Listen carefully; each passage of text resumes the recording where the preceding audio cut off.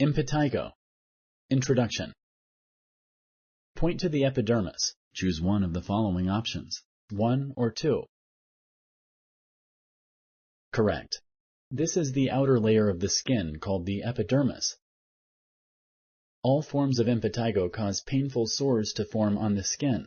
Select true or false. Correct. Most forms of impetigo do not cause painful sores. If sores are painful, you should visit a healthcare provider. These types of sores can turn into deep ulcers. A person can become infected with impetigo if, choose one of the following options. 1.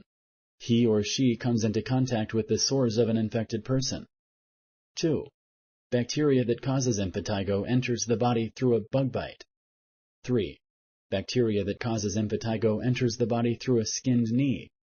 4. All of the above. Correct. Once you're infected with impetigo, you can easily spread the infection to others. Keeping the skin clean can help mild infections heal on their own. Select true or false.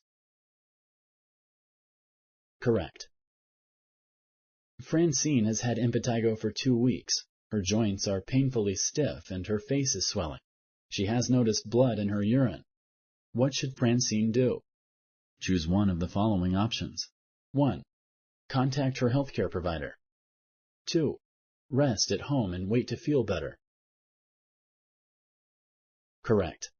Francine has symptoms of PSGN. She should contact her healthcare provider.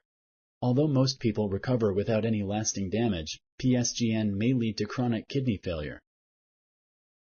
Thank you for using Explain.